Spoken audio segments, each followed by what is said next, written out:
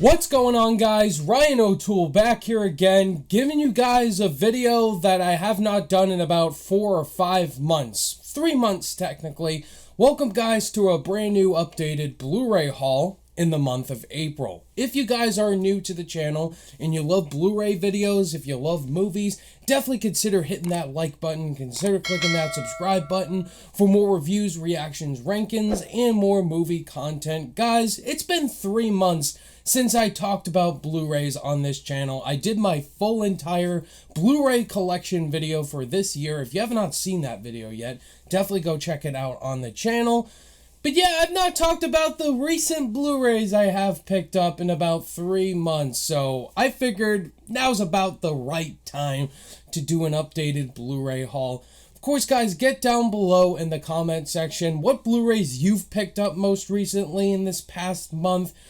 What did you get, Steelbook-wise, regular Blu-ray, 4K-wise? Let's talk about it in the comments below. I'll just show you guys what I picked up. A lot of older classic films, new releases, and my pickup of the month at the end. So without further ado, guys, let's get right into my Blu-ray haul this month. First, a couple of Blu-rays that I got from the Disney Movie Club. One was intentional and unintentional. This one right here, I got a 3-pack here for Fantasia, Fantasia 2000, and Celebrating Mickey right here. Now, I remember I watched the first 2 Fantasia movies. I remember the original film being an absolute classic, and the second one being pretty good and not as well received, but I enjoy both of them. Celebrating Mickey, I haven't seen, but maybe I'll check it out at some point. Not in a rush, but I like the Fantasia movies. They presented Disney in a unique way. Ended up with this Ice Age collection. Ice Age, the first one, Dawn of the Dinosaurs, and a Mammoth Christmas special. Again, I didn't care to pick this up. I remember watching the first Ice Age movie and thought it was really good, and just fell off with the franchise. I just didn't really care. I know they got really bad. So, I don't know why I don't pay attention sometimes, but it seems cool. Next, I picked up this movie because a sequel came out a couple months ago that is Coming to America. Now, I watched this movie for the first time leading up to the sequel, Coming to America. And I love the first Coming to America movie. Eddie Murphy, this is probably the best I've seen from him by far. Of course, I love the comedy in this. This is definitely one of the funniest films I have seen from this time era. Just this guy, this prince who wants to go to America and find his wife. And I love the comedy. It's such a great message. Totally rewatchable. If you've not seen the first Coming to America, definitely go watch it. And I highly recommend not watching the sequel.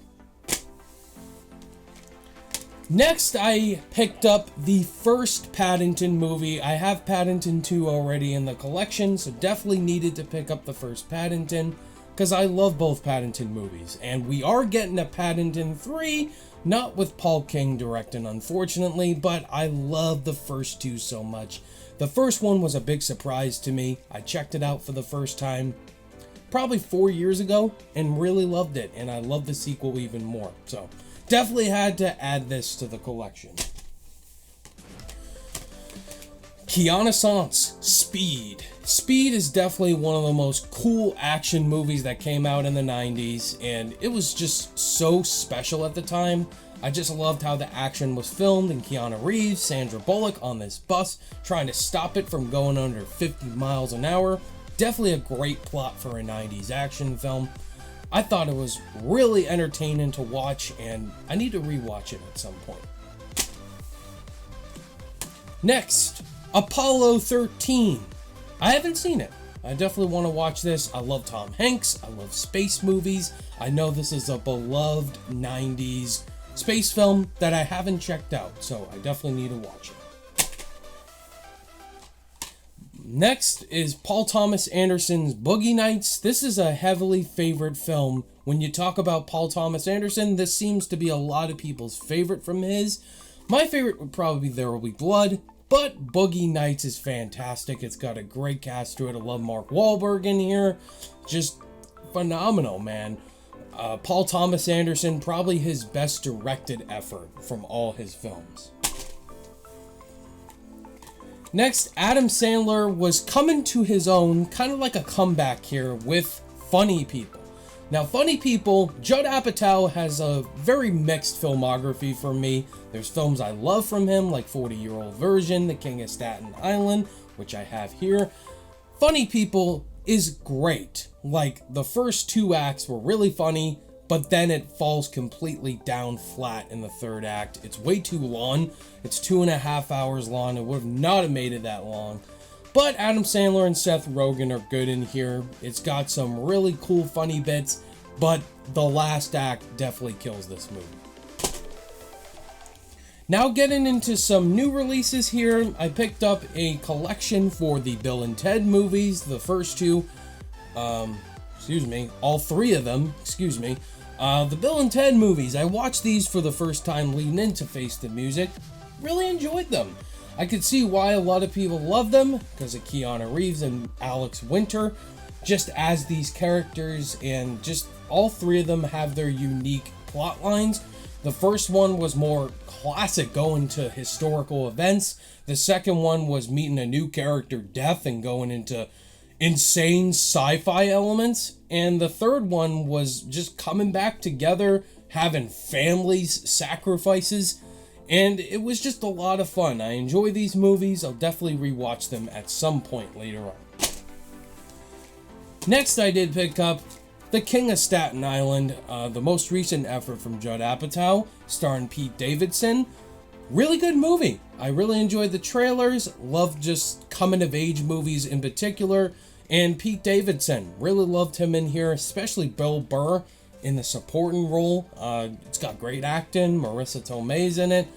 And if you haven't seen it, definitely watch it, because it's both funny and dramatic. Now we're getting into a few 4K updates I needed to get. I've been trying to pick up more 4K Blu-rays because I have the PS5 now, which can play 4Ks. So these are 4Ks I definitely needed to have in the collection. Upgraded Mad Max Fury Road. What a day! What a lovely day! I have Mad Max Fury Road on regular 4K. Pissed off I didn't get the slipcover. I hate that.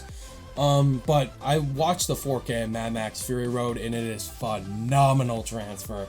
Oh man, this is a must pick up on 4K. You guys know what I think of Mad Max Fury Road. And a couple of Nolan movies I upgraded to 4K. Of course, Inception. Same thing, no slipcover. Ugh. But Inception, one of the greatest films ever made, and one of the best 4K transfers. And finally, Interstellar, which I do have a slipcover. Beautiful. Just absolutely beautiful. Those are 3 movies right there. If you have a 4K player, you need to transfer them right away. And last but not least, guys, this is my pickup of the month, and the only recent movie I picked up on Blu-ray. It's Soul. Soul, 2020, probably my favorite movie last year. I don't know, either that or Minari, but Soul, phenomenal. I've talked about this movie to death. Fantastic from Pixar, beautiful animation. Had to pick it up on 4K, so yeah, I picked up Soul. That's easily my pickup of the last 3 months. I know you guys are going to get in the comments, Ryan, why did you pick up Promising Young Woman? That slipcover is dog shit. That movie deserves better. Thank you guys so much, guys, for watching this most recent Blu-ray haul update. Sorry I haven't done one in like 3 months. I've just been lazy, slacking, picking up Blu-rays, but definitely look forward to more in the future. Again, let me know in the comments what Blu-rays you picked up over these last couple months. Let's have a great conversation. Guys, the Oscars are tonight. I will be going live on my channel like I do every year, reacting to the whole entire ceremony at 7:30 p.m. Eastern Standard Time. If you aren't doing anything, definitely come on by. Let's watch the Oscars together. Guys, thanks for watching again. Hit the like and subscribe button if you haven't yet already on your way out. All my social media links are in the description below, and I'll see you guys in the next video. Bye!